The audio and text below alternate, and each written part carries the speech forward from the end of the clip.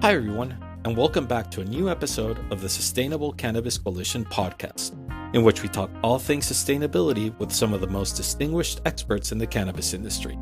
Today, our host Dana Hillman will be talking with Nancy Koury from Middlesex Integrative Medicine and with David Eagleson, Hans Dietterich, and Justin Peterson from Outlaw Technology, an industry leader in RFID data capture solutions and founding member of the Sustainable Cannabis Coalition.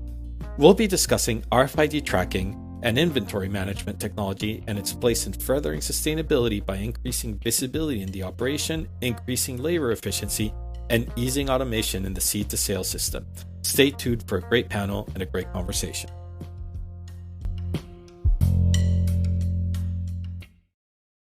Hi, Nancy, Dave, Hans, and Justin. Thanks so much for being with us today. Really appreciate it. Happy to be here.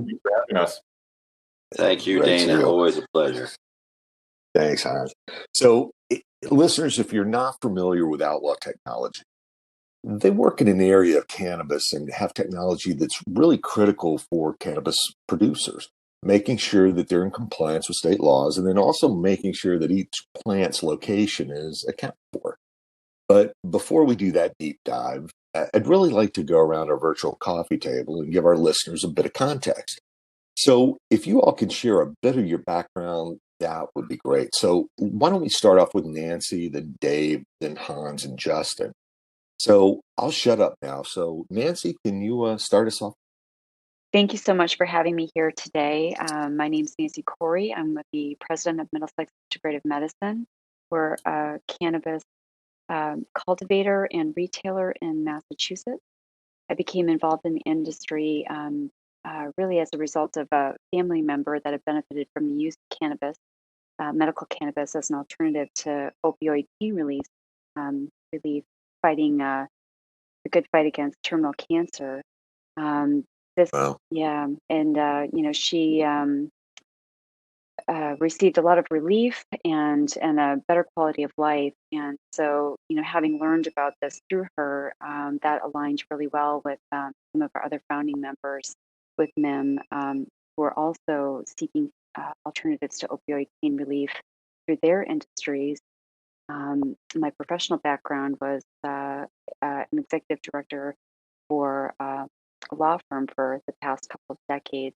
So it was also an interesting tie-in terms of the new legislation and complex tax issues. So we found that to be pretty fascinating to be a part of that new emerging industry. So that's just generally it in a nutshell, how we got involved in the cannabis industry, and now we're operating and looking forward to joining this new exciting industry. That's great, Nancy. So that's wonderful. I mean, it's immensely personal to you, but also you're, as a producer and cultivator, you're going to have some very unique experiences to pass along on this podcast. So I'm really glad to have you here. Dave, what about yourself? Yeah, so a little background on me. So I've been in the data collection space. That's basically barcode, RFID type of technologies and softwares for 20 plus years. So working with a lot of large multinational companies, Walmarts and Boeings and J&Js of the world. So how I got into the cannabis space, I was founded Outlaw Technology about 3 years ago, really at the behest of the CEO of Metric. So Jeff Wells and I have known each other for 20 years. I'm very familiar with the Metric team, what they're doing. What became apparent was Metric was very focused in on their systems for the state requirements, the compliance, which is definitely needed. What wasn't happening was systems to really help people like Nancy and Middlesex on inventories, tracking, and things of that nature. So it really opened an opportunity to leverage the expertise of myself and the team members. You'll hear that from Justin and Hans. So I think we're well positioned to help people. So that's really kind of how we got started. That's very cool. Hans, what about yourself, man? Hey, Dana. Great to be here. I got involved primarily because of Dave. I've been in sales and working with startups and starting my own companies for over 20, 25 years right after leaving the government. And Dave and Justin, the two founders of Outlaw, and I worked together at another company a few years back. And when I saw what they were doing, Dave showed me about 3 years ago was really intrigued. And when the opportunity arose about a year ago, Dave said, "Hey, you've asked me if I wanted to come over." And I absolutely did. I saw what Dave and Justin had put together, and I knew they had something that was going to really help cultivators. I came to cannabis through them. I didn't have much involvement with it before. I grew up as I was a preacher's kid, and then I worked for the government. So I really, yeah. So now you're with a company named Outlaw. yeah, it's awesome. Very cool. Well, and also, Justin, I know you're a key team member too. Maybe a little bit about yourself as well. Yeah, thanks for having me. So my background is I grew up in small town Massachusetts. My father was an engineer, a software engineer, so he really got me into the writing code part of things. I worked up here in Massachusetts for a couple of years and then moved down to Virginia to work for a software company that specialized in RFID technology used for inventory. So it's very fitting for what we're doing now. Working at that company is where I met Dave and Hans, and Dave came to me with this vision for Outlaw Technology, and I just really saw eye to eye on it. So we broke off and started Outlaw. That's awesome. That's awesome. So let's get right into this. So Dave, I'm going to direct this to you. Sure. And everyone feel free to kick in. But when it comes to sustainability, I think it's probably important to broaden the aperture a bit. So in many cases, when we hear the term sustainability, people think of reducing water, energy consumption, especially related to cannabis. But before any of that can be addressed, you actually have to be able to stay in business. So that said, I don't want to assume that any of the listeners understand what RFID and tracking technology is and what it's used for within the cannabis space. But if you could quickly take a few minutes to outline really what it is that you do and why it's important, that would be sure. great. No, I appreciate that. So sustainability, in my point of view, from where we come from, is really visibility. So the term visibility and sustainability in my mind are interchangeable. Why is that? If you look at industries which I've been involved in prior to starting Outlaw, the Walmarts of the world, if you really look at someone like Walmart, their business is really, they're a supply chain logistics company that just happens to have storefronts. They know how to move product, where to put it, where it should be. As it relates to the cannabis space, if you look at what's happening, the sustainability side is, what should I grow? Where should it be as far as availability? What products should I ultimately put it in? All of these decision-making parameters really come from data, right? I need to know what my customers want. I need to know then what I should actually grow. And then when I grow it, how do I package it? So as you pointed, things like water and energy and things are critical, but sustainability also is visibility in the sense that the more you understand what's going on, the better efficiencies, less labor is used, less waste is occurred, because now you're building product or packaging product correctly. So that's kind of how I view it. And the RFID component really falls into it, where labor is a big aspect of this industry and accountability for compliance. So the more we can do automation, the more we can make it simple for the individual or people like Nancy and her team to be able to accomplish the same task in half the time. I think that's what really is sustainable and helps these companies grow. And that's a nice pivot too. So Nancy, you're actually a cultivator. So is this technology you use, and have you found that this is, just from a day-to-day perspective, helpful in your business operation? Yes, definitely. One of the things that we had experienced was learning about. We were aware of the technology, and of course, as a startup, as we were getting launched and working through the process of just getting everything set up and running, we were working through a more manual process. Just by the nature of timing and getting things up and going, we knew that there were better ways to get things done. And, so we were observing the team, let's say, struggling a bit with their inventory processes and staying compliant in a timely, efficient manner. And, our compliance officer had learned about Outlaw Technology through a seminar that was given at the CCC. And so, when we reached out to the Outlaw team, once we got those devices on board, it just changed everything. We had people who are working on inventory processes that were taking almost 2 days to complete, now achieving the same thing more accurately, more efficiently within less than 2 hours. So for us, making that transition and taking advantage of that technology was invaluable.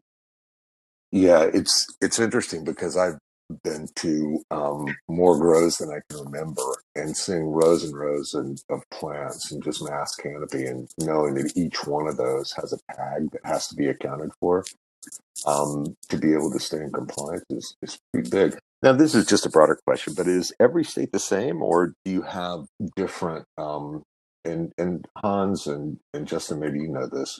I'm sure you do, but does each state have different requirements? Many of the states have very similar requirements. They're under the same kind of umbrella. Within that, there are a few discrepancies between states. They're usually pretty small, but there are some states out there that it's still not legal. It's still only medically legal. If other states are using a different system of tracking and compliance. So there are some differences, but there are a lot of similarities across the United States. It's what is it now? 15 states that use metric for their compliance system. A bunch of other states use BioTrack. Pennsylvania uses MJ Freeway, and Washington also MJ Freeway, and the others just don't really have a system. The other ones where it's legal. We're able to accommodate pretty much all of them except MJ Freeway in Pennsylvania. We're looking into that, and they have a lot of similar ways to do it, but little variances in their compliance requirements and in the way they have to report. So we have to account for that. And Justin and Dave make sure that we make the system work across the board. Well, I think, and having experience in that across multiple industries, that probably helps too. Yeah, and I would say the one thing too I'll add to that is the reality of it is people have to understand the compliance side of this business was born out of Colorado's initial legalization. And the reason I bring that up is a lot of states that are now joining or now coming on board are saying, "Wow, this is really onerous. You're forcing me to tell you all this data. Why is that?" If people understood that the Colorado initiative was really, I guess, their first effort into this industry, there was the federal government looming here, right? So the Colorado state legislature, the team that ultimately created Metric was a company that really was brought in to create this system because there was that underlining concern of the states saying, well, if you don't do it well, the federal government will effectively shut it down. They did do it well. They created a sustainable business that allows states to account for every plant, every package. They have that seed to sale mentality so that product, authenticity, product safety, all of those things are being accomplished. So I think it's an interesting push that the states actually are creating it. Now it's companies like ours leveraging the fact that they're doing it. Yeah, and it's funny because people think of cannabis as an emerging market, but from what I've seen, they have done it right to a large extent. But in the broader context, there's still probably quite a bit to be learned from established markets in terms of sustainability and what you said, Dave, which was visibility. Since you've worked across multiple markets, maybe give me an idea of how other markets use technology like this and how it's going to be transferred into cannabis. Yeah, so I actually was involved in early on in 2005 deploying RFID for Walmart. Everyone knows Walmart, world's largest retailer. Walmart's issue was the fact that by putting an RFID tag on case level, they're able to then track product into not only their distribution center, then their store, and out onto the sales floor. That visibility for them, they used to refer to it as the glass pipeline or the glass supply chain. What that was, the vision of most of these companies is the minute I purchased a box of Tide at their store, they should be building another box at Procter & Gamble, which then should be heading towards a Walmart.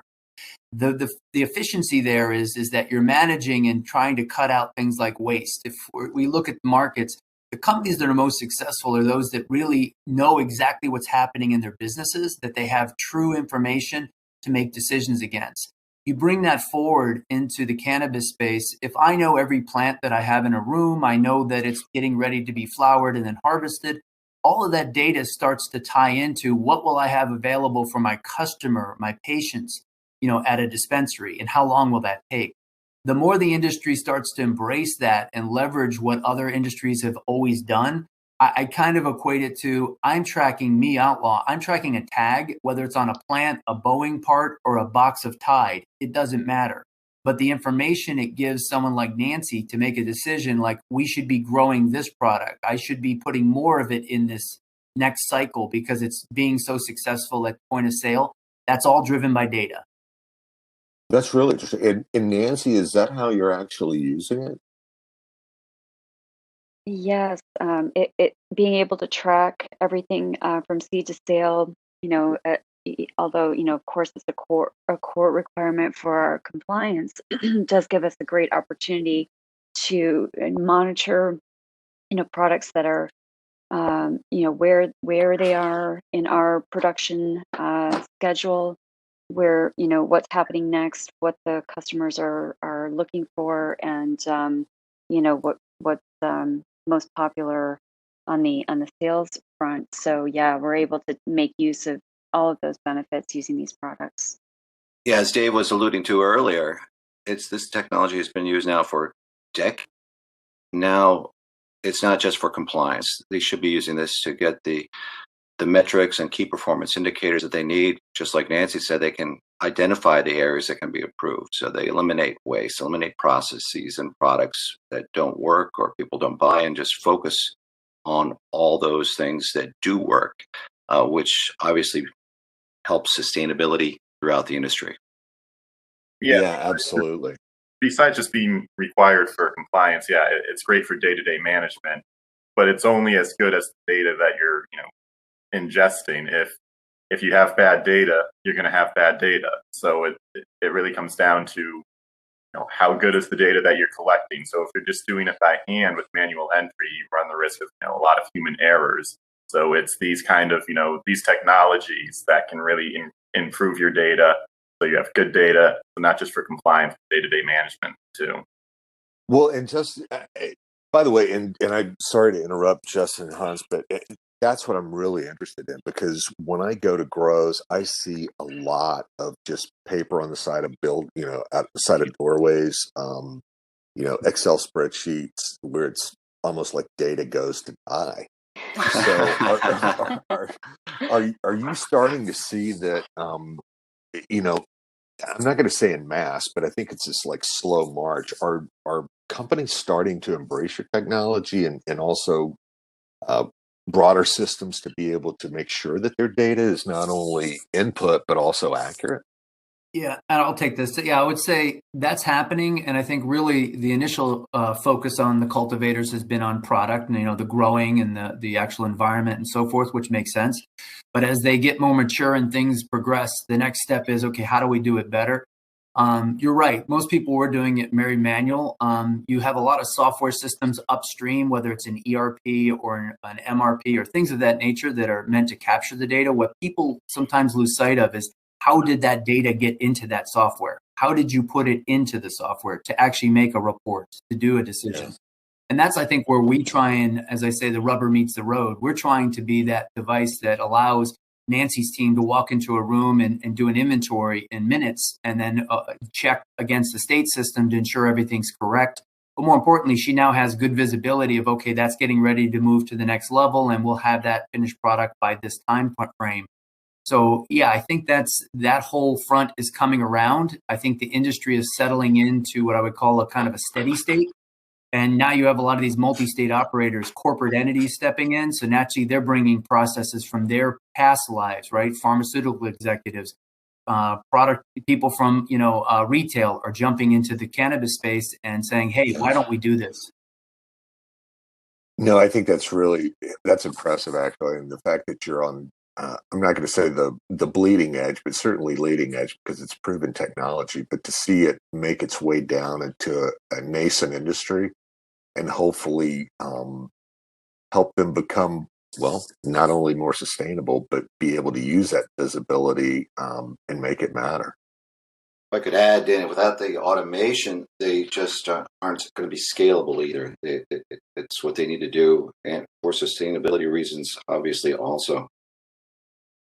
I would Absolutely. agree with that. Absolutely. Is there any line of questioning that may be good for a wrap up on this that you want to end with a bang on? Yeah, I think the thing is just, I think the resounding message, especially like for Nancy's group, leveraging the metric tag, right? I mean, the fact is they've purchased the tag, they don't have a choice. It's part of compliance. So now that you have that, as a tool in your toolbox, you should at least take it out. You should use it. So I think that's the thing that we're trying to do is inform people in states outside of Massachusetts, whether it's Michigan, Maryland, Colorado, California. Hey, look, folks, you already have paid the price. You might as well get the value from it. And then therefore it's going to help your sustainability, like labor and, things of that nature. Absolutely. I mean, I think you're absolutely right. Having a gun with no bullets doesn't make a lot of sense. That's how I view it. Yeah. Well, cool. Well, I could talk to you guys all day, and hopefully we'll be able to do this again really, really soon. But thanks so much for taking time to explain what, quite frankly, a lot of people, even in cannabis, aren't really aware of the technology and also the glue and the data input to make all of the, the tech decisions and the data decisions worthwhile. So Nancy, thank you so much for coming on, and it's such a delight to have someone that's actually an operator and someone that actually has a vested interest in the industry. Thanks for having me, Dana. Really appreciate it. Dave, Hans, Justin, thanks so much. Your insight is invaluable. Really appreciate you all. Yeah, we think. Yeah, and the sustainable side of things we think is critical. I mean, the reason we were founding members in the endeavor was we felt like, look, the industry is at a level where it's now starting to grow at such an exponential pace that sustainability will become critical for it to maintain and grow. So yeah, we're excited to be a part of the group. I couldn't agree with you more, and thank you so much for really taking on this initiative. It's such a pleasure.